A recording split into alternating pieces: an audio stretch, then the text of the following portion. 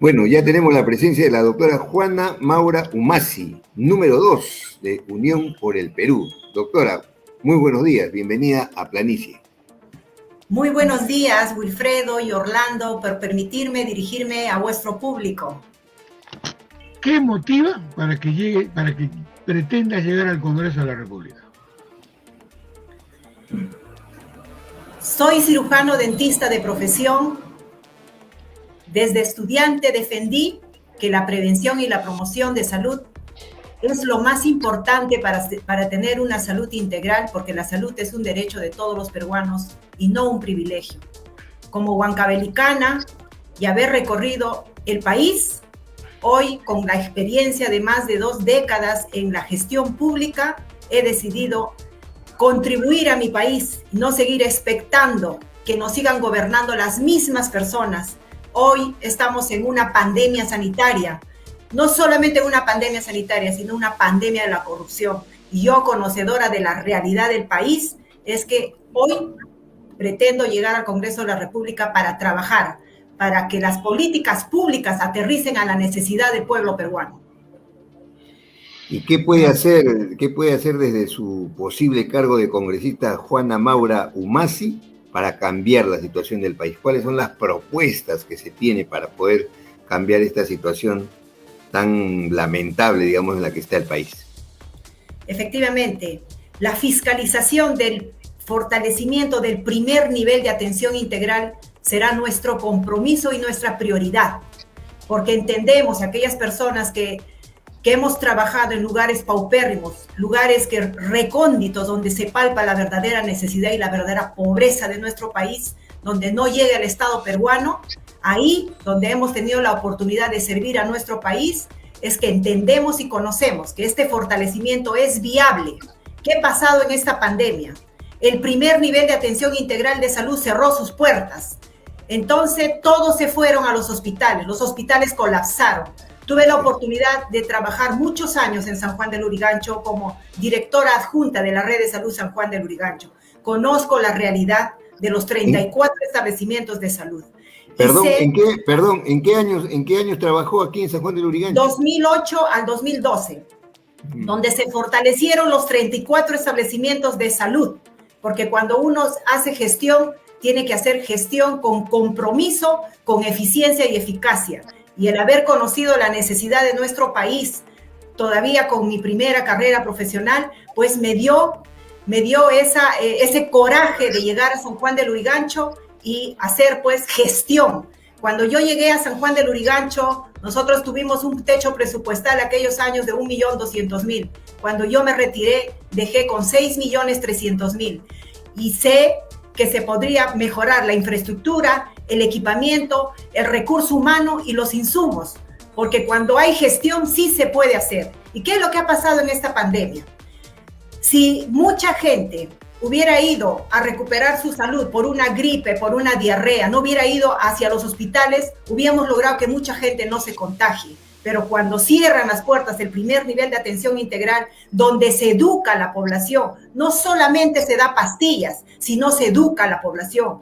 Hay que mejorar los sueldos, a los recursos humanos, porque yo recuerdo que esa vez hicimos una nivelación de sueldos, porque teníamos profesionales que ganaban 800 soles, 1.000 soles, 1.200 soles, hicimos una nivelación para todos, porque hay que poner en equidad a todos los profesionales, porque ellos prestan sus servicios. Y realmente ahora estamos en una pandemia donde muchos compañeros, colegas han fallecido, donde ya se encuentran cansados, prácticamente llegando a 1 año de esta pandemia, porque no hay una buena planificación, no hay esa planificación que necesita el país. Y la verdad que con mucha preocupación se está viendo todo lo que la corrupción en la compra, no solamente de oxígeno, de los respiradores mecánicos, no solamente se está viendo la corrupción en las camas UCI que deberíamos de tener en los hospitales. Esta corrupción lo que ha destapado es que este primer nivel de atención integral que debería de cumplir fehacientemente sus funciones han cerrado, obviamente porque los funcionarios del Estado no están haciendo su trabajo. Pero es cierto, digamos que estos centros, lo que debería ser la primera línea de contención, los centros de salud, en realidad, digamos, no carecen de especialistas, ¿no? O sea, digamos, no es como para poder llegar de repente y que queden ahí como se pretende, ¿no? En el papel, que solamente los que están ya, digamos, en un estado que necesitan un especialista, un tratamiento especializado, lleguen a los hospitales nacionales, porque los centros de salud de nuestro distrito, San Juan de Lurigancho, no están debidamente equipados, no solamente en infraestructura, sino en personal médico. Entonces, ahí hay que hacer, digamos, una gran inversión, vamos a decir así. A la larga del tiempo, los establecimientos de salud, de acuerdo a la necesidad, han ido creciendo. Como le decía, cuando nosotros incrementamos ese techo presupuestal, nosotros teníamos que ir a sustentar nuestros proyectos de inversión. Por eso es que en el establecimiento de salud de Huáscar 2, Huáscar 15, donde se hicieron los módulos de TBC, ahí es donde nosotros pudimos sustentar los proyectos de laboratorio, los proyectos de dental, tópicos de urgencia. Y el Ministerio de Salud, cuando se hace una buena sustentación, que es una necesidad y una prioridad, por supuesto que da presupuesto.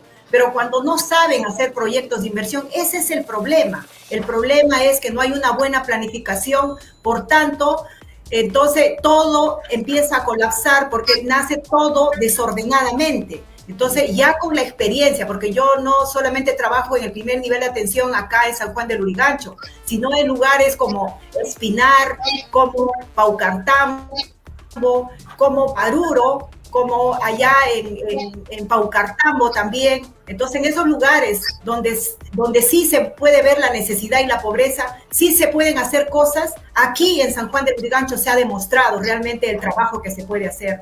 Entonces, el conocer, realmente yo puedo dar fe de que eso sí se puede lograr.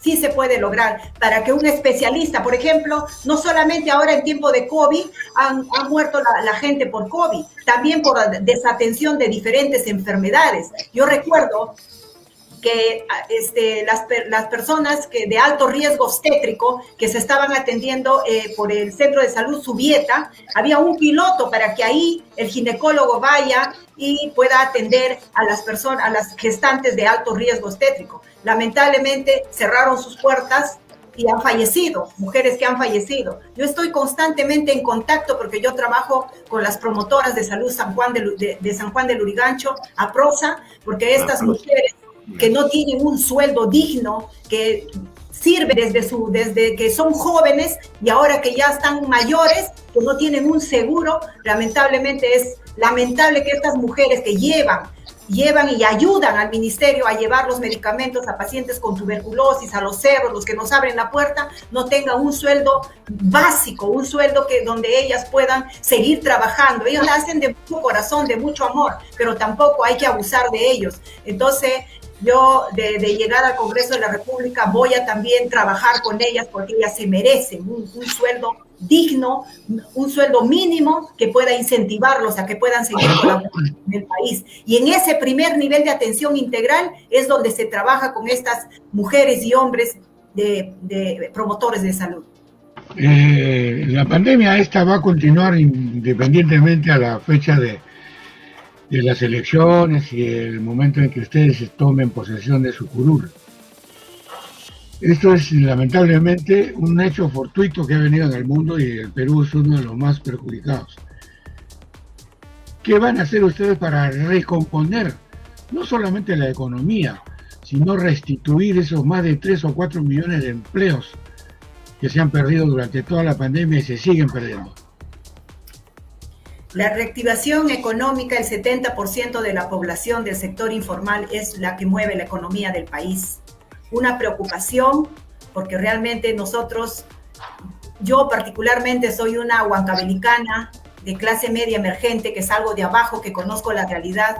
A mí nunca me ha dado nada, no la he tenido yo fácil. Entonces, para mí, esas personas que llevan el día a día, el pan de cada día, hay que ayudarlos. Yo creo que darles un capital inicial para que ellos puedan reactivar su economía sin intereses, pero dándoles capacitación. Recuerda, ustedes deben recordar, Wilfredo, Orlando, que en el tiempo del primer gobierno de Alan García se dieron unos bonos, unos préstamos del Banco Agrario. Yo esa vez estaba por Espinar trabajando y recuerdo que los campesinos empezaron a sacar su préstamo y todo el mundo sacaba, pero no sabían en qué invertirlo. ¿Qué hacían? Se compraban televisor, carros. Entonces ese préstamo que terminó condonándose no cumplió su función. Entonces nuestros emprendedores deben recibir capacitación, que es lo más importante. ¿Para qué sacan el bono y cómo tienen que hacerlo crecer? Yo sé que de la clase media emergente que ahorita se encuentran golpeados, necesitan apalancarse con este capital, que nosotros tenemos el fehaciente compromiso de que ellos no deben de caer, porque un emprendedor que se cae siempre se levanta. Bueno, pero eso es a nivel de emprendedores. Lo que le he preguntado, ¿qué es lo que van a hacer para generar empleo digno? Se han perdido más de 4 o 5 millones de empleos. ¿Qué se va a hacer para ir reponiendo esos empleos? El emprendedor es otro tema. Para devolver empleo a los trabajadores, lo que como partido UPP nosotros vamos a hacer es devolver estos trabajos. Obviamente las empresas privadas, las que tenemos en el país, deben de dar trabajo con pagos justos a nuestra gente. Hoy en día vienen entrando muchos venezolanos a nuestro país y vienen realmente quitándole el trabajo a nuestros compatriotas que hoy en día están dejando de trabajar porque muchos venezolanos, su mano de obra es muy barata y vienen en competencia con nuestros profesionales, no solamente en la parte de medicina, sino también en todos los aspectos. Entonces nosotros vamos a hacer de que las empresas privadas pues puedan pagar los sueldos justos y en el Estado también. Bueno, la política va más allá de las personas. Aquellas personas que tenemos un compromiso con nuestro país, sabemos a lo que queremos ir, porque el Congreso es también un trabajo.